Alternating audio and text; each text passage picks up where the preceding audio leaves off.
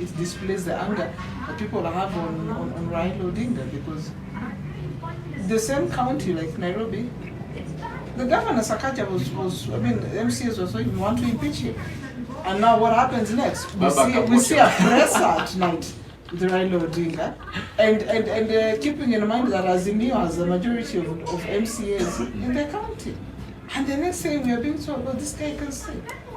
People are angry with the Ruto over how the government is being run. The next thing we are seeing him signing an article report, and we are like, I mean, we respect you and the efforts you have done for this country, but of late, the manner in which you seem to be appearing in places where anger is supposed to be, you are not a political sanitizer. Yeah. I mean, yes, we know. I mean, the level of incompetence in this country can just be likened to corona, but you're not the sanitizer. No. We want to deal with these people.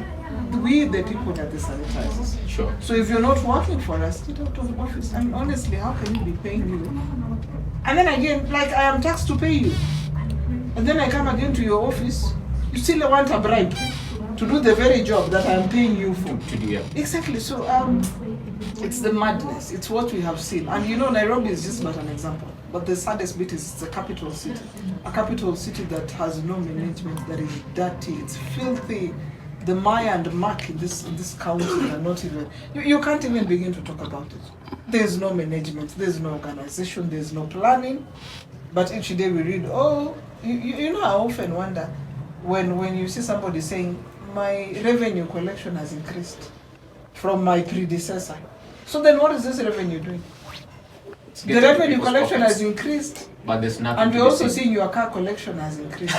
So is the revenue to buy your cars, or is the revenue to work for the people? And the foreign trips have increased. Exactly. And we just have again. And now even your watch collection has increased. Yeah, exactly. Your shoe collection has increased from 20,000 to 300,000. Designers are happy. I'm telling you, these designers are normally very happy. Because they're very happy. Balenciaga just says, you know, if I come up with this shirt, I'm almost sure I will sell very many pieces for these African countries. But it's that a poor man's mentality in our leaders. I'm sorry to say that, because it's only a poor man who thinks if I get money, I have to buy most expensive things and bring them closer to me, because I want people to respect me because of what I have, not because of what I'm helping. Because in the first place, they were never leaders. Thank you. They were things we elected, and it's not all of them. We have good leaders in this country, very, very good leaders. But the corruption in this country is so systemic. There's so much fraud.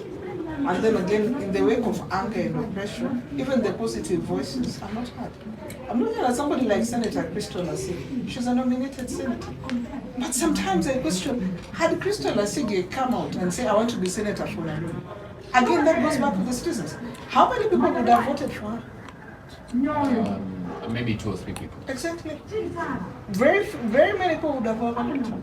So it's also a culture that, in as much as we accuse the leaders, it's also the citizens have to take responsibility. That people believe for you to be a leader, you must come with money.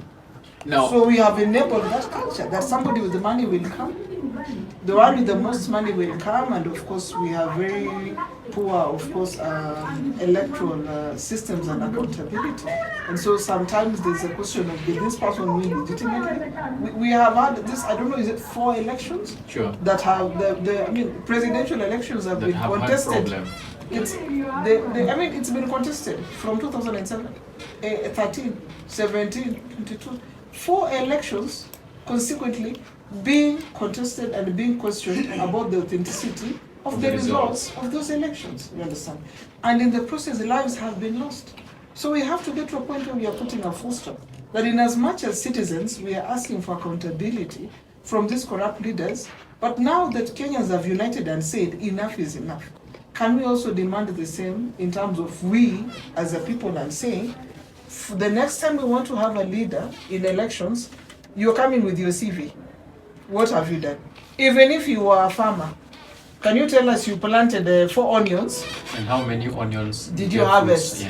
Exactly. And how did you use the harvest that you had? Exactly. And how did the harvest help the people around you? That is, now what's what we want. We want to see, we want to see leadership.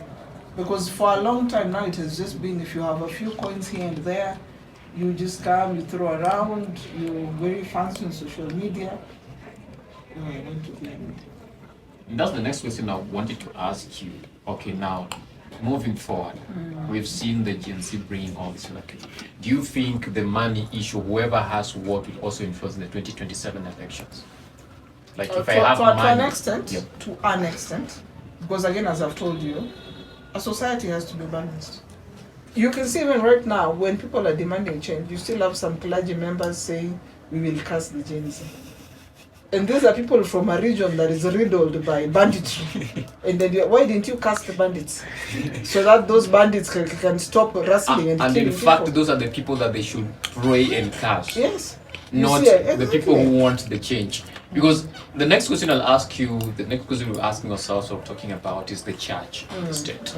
Because we've seen the church accused by the GNC that they are not standing up to speak. Though we saw some other people stand up and speak representing the church. But we've seen others so much quiet, and even others, can I say they've been bought? I don't know. Like they're so quiet, they're not saying anything, and they're just there. I would want to, and I think it depends on where you're seated, because again, as I've said, this has been something over time, and we've allowed it to some extent. You'd get angry because what we're also witnessing is, to an extent, is desecration of the church. But you want to defend the church, but then again you question, but it is you, the church leaders, who allowed these leaders to first start desecrating the church. Because, I mean, again, as I admit, there's a lot of anger. But it doesn't mean now desecration. But now, it's like everyone is desecrating it. Because young people are saying, you allow the politicians to... On the pulpit. So now, even us, because to think that someone can just stand in the middle of a sermon... And say anything he wishes. That is very disrespectful. That is a house of God. It deserves the respect. But it is you, the leaders, who sold it out. You got your 30 pieces of silver like Judas, and you said, oh, okay, now we are game. And now you have the Peters and the Pauls and everyone coming in and and saying, yeah, exactly. This is not the way. Exactly, and that's why I think you'll see a number of Gen Z and by extent millennials who are so mad, you know, and they're saying enough. It's enough. Enough is enough. The clergy has to come out and clean its act. So they are standing. Of course, I still see some saying, we will pray. And I'm saying prayers are not bad. But I mean, to quote the good book in Ecclesiastes, it says it's a time for everything. Sure. Yeah. So you have been praying. You have been praying for these looters as they brought our taxes to your church. So I don't know if you are praying because now the loot is no longer coming, or you are praying for, I don't know what you are praying for. They're asking God for forgiveness for sharing the loot from the looters. Yeah, I mean, it's not in our position to judge or do anything, but we don't want to also get too religious. We also don't want to get too religious because we have to acknowledge, generally the society we live in right now, people tend to see more of the negative than the positive. I know there's some positive things that the church has done. However, in light of how I saw even some clergymen going to State House, and I asked, you're going there on behalf of who? On behalf of your Sadaka kitty, or on behalf of the congregation that you pray for? So, I mean, personally for me, I'm very happy that politicians have been kicked off the pulpit. It makes me very happy. Because can you imagine, in the state that this country has been in, people are going to pray, people are oppressed, people are needy. Someone is going to talk to God. And then in that very pulpit, you are seeing the very corrupt politician inciting, going in front there and basically saying, oh, you have seen they tried to attack me the other day, and sheepishly laughing on the altar. And you're like, now where is the glory of God in this house? But even more annoying is somebody who is robed, sitting behind him and smiling. And now because he'll be given some few papers to walk with. Yeah, and they say, okay, let us pray for Mheshimiwa. We are praying for Mheshimiwa, but there are widows who lost their spouses. Did you pray for them? Who cares? There are hungry people. Did you feed them? Who cares? So we have to go back to the very, I mean, I think the church has to call itself to order, and they have to go to the very foundation of what the church is. It is love.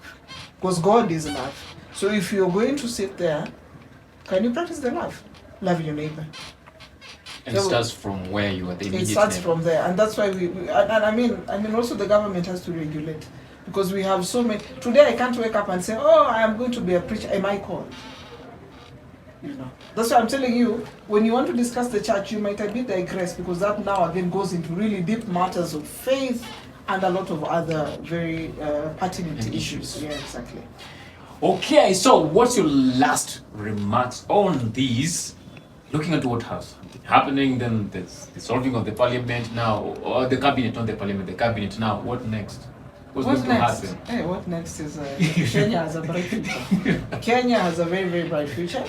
That is something we can foresee. It has also yielded very good fruits, because we can see the protests have yielded good fruits. So what next one is we want to see accountability.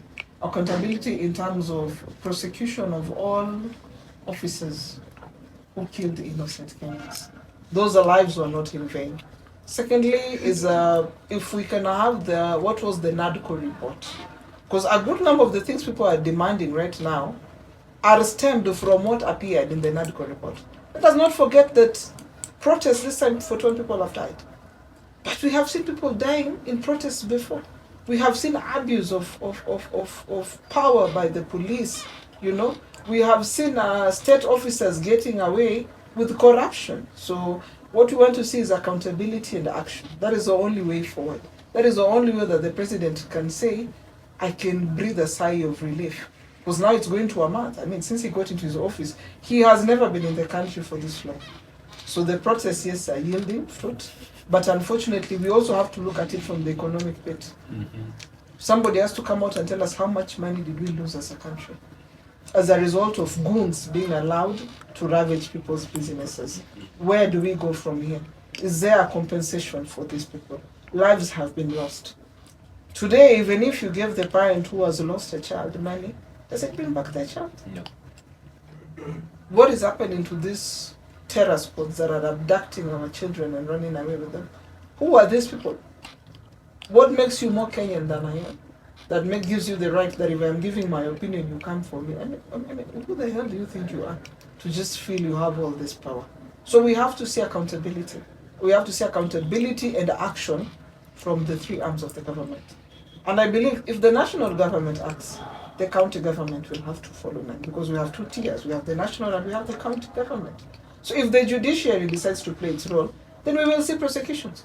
If the president says now, I have closed 47 government institutions whose duties were replicating with the others, then we want to see accountability and we want to see action. These people have a lot of responsibility. If the office of the Auditor General is saying that we have lost many, can we see heads rolling? We can't, even from the previous government, the people who traded with this, with the current regime, you understand? Sure, yeah. The previous regime, the people who really benefited. And now they're very quiet, acting like they're very innocent. No. If you worked in the previous regime and you stole, one, you should be accountable to. And we want to see also the assets recovery. These assets that are being recovered, where are they going? So we want action and accountability. That is the only way forward for this country. That is the only way we can heal. That today you can say, a parent who lost their child will not be back, but we'll be happy to see the police officer responsible for that paying.